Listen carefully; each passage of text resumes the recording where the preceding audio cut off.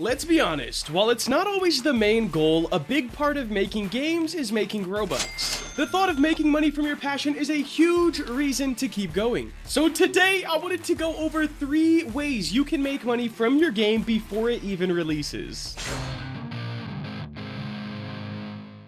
Some of these will work better than others. So we'll go down the list, talk about the pros and the cons of each, and hopefully this video helps you guys get some Robux coming in before your project is going out. The first one, in my opinion, is the worst one.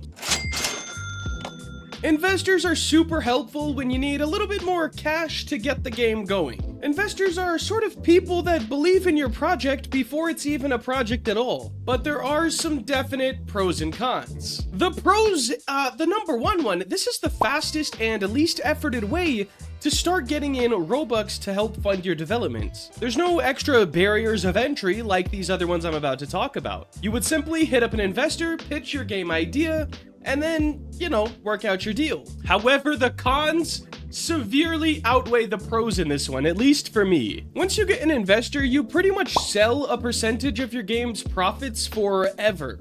So what you may have gotten 100K up front, you might be losing out on 100 million. Keep in mind, investors give you their money in hopes to double, triple, however much their money. And it gets a little bit sketchy, especially on Roblox when you have no way of promising that money back. With that said, you are now indebted to the investor, and whether your game is a huge success or a huge flop, you need to pay that back somehow, at least in most cases. I'm just saying it could get a little scary if the game's not pulling the numbers you thought it would. Now guys, the next 2 options are by far the most superior, at least in my opinion. But before we get into those, make sure to drop a like for your boy. Let's shoot for 1,000 likes.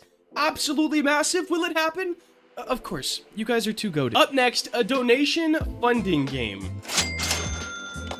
I've personally done one of these for the Dream game, and what started as just a donation board in a lobby quickly turned into a side place where players can kind of do tricks on the motorcycles, ride around, hang out with friends, and also donate if they want to. I do find that was a better way to do it, but once again, there are pros and cons. On the side of the pros, I think it's a great way for players to see some of the gameplay early, especially if they're super excited for the game. This also lets them feel like they are helping in the grand picture. For example, if you have a game you're looking forward to, and you could spend 5 Robux to help that game come out sooner, it just makes you feel good. So it's sort of a win-win for the players and the developers. The next pro is you can raise funds for your game without going into debt. Debt's so scary, avoid it at all costs. Please, just believe me. And the next thing, with these donation/funding games, they really start to build a community for your game before there's a game to have a community for. However, this con will shy a lot of people away. Number 1, you're gonna have to spend some time developing a donation system and making a new map that players don't just feel bored in and that doesn't seem like an empty beg game. And when you're working on a big project, starting another side one, even if it's a small funding game, could get a little bit overwhelming to people. Now, the next thing on the cons list is pretty big. If nobody knows about your game or your funding game, obviously nobody's gonna join it and donate. What worked well for me is I've been lucky enough to build up this channel, and we have a lot of people and a lot of eyes on pretty much every project we do. However, if I did not have this channel, I would probably just spam TikTok, because it doesn't matter if you have 1 follower or 100 million, things randomly get recommended. But yes, without a following or a fan base for your upcoming project, nobody's gonna care too much about this game. So number 3 might be the best option for you. Similar to the funding game where it's a side project, it's not quite as beggy. What I would do, especially if your game has already started being in development, is grab a mechanic from that game, just something about it, and put it into an easier game to make.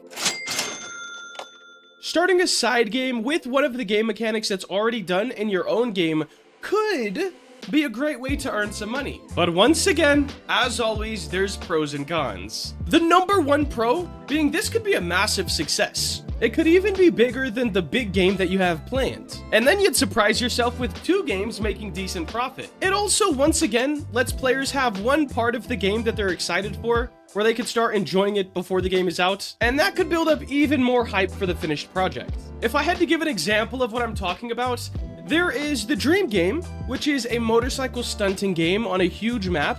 What if I made a motorcycle obstacle course, where you still have the mechanics of the bike, and you have to do, I don't know, wheelies over some obstacles, stoppies over some obstacles, maybe backflips, or 360s, just ways to use this bike system in an easier game to get out. I mean, after all, Obby Butcher on a bike is pretty successful. So if you guys want to see Obby on a motorcycle, I might as well give it a shot. Let me know in the comments below. Now, the cons are almost the same here. You're gonna have to take time away from your main project to build out this new one, which, once again, could flop or could build you Robux for your actual game. You're gonna have to make sure everything gets scripted, built, game graphics, badges, etc. And once again, could get a little bit overwhelming. If the game doesn't get any traction, well, it's not gonna make you any Robux for your actual project. And this could be a huge mood and drive killer for your main game. It might even ruin some of the hype that people had for the real game if they get the two confused. All in all, it's super important to find ways to fund your game. And for most developers, it's hard to get together enough money to get everything you need. Not all of us are full stack developers.